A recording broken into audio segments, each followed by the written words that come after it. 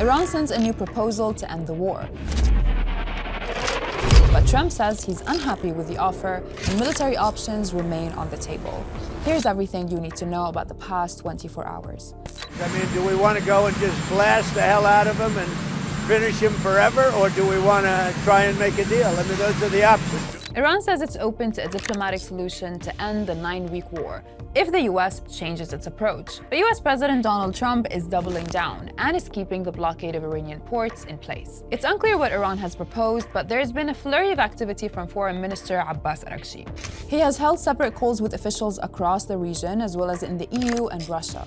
He issued a statement saying Iran is keen to pursue talks if the US, quote, changes its excessive approach, threatening rhetoric, and provocative actions. Iran is letting the world know that it does not want war and is defending itself against illegal US and Israeli aggression. It views its nuclear and missile capabilities as a sovereign right and wants tolls in place in the Strait of Hormuz as compensation. But the US Treasury is threatening sanctions against any ships that pay Iran. It's already issued 1,000 sanctions on Iran-linked individuals, companies, and vessels in the past year. Trump hopes Operation Economic Fury, as he calls it, will force Iranian concessions. But he's facing his own pressures. Trump was elected with promises to end foreign wars and keep prices low. But with the price of oil at a 4-year high, the war is unpopular with the majority of Americans. 6 in 10 Americans, to be precise, surpassing disapproval rates for both the wars on Iraq and Vietnam. Trump says he does not require congressional approval to extend the war beyond 60 days.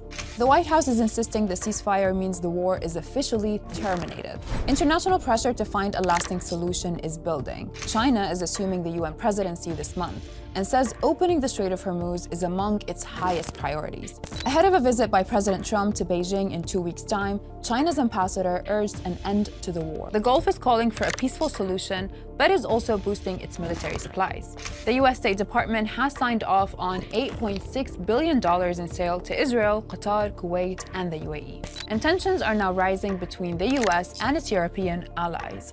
Donald Trump is ramping up pressure on the EU, threatening to increase auto tariffs by 25%, a move that has already triggered backlash in Brussels. At the same time, he's pulling back militarily, announcing plans to withdraw 5,000 US troops from Germany. It's part of a broader rift, with Trump increasingly frustrated by how the EU handled the war on Iran. As for Lebanon, there are about 2 weeks left of the extended ceasefire with Israel, yet attacks are escalating. Israeli strikes killed another 12 people, including a child in southern Lebanon. That's it from me today. Stay with us on Al Jazeera for all your developments in the war on Iran.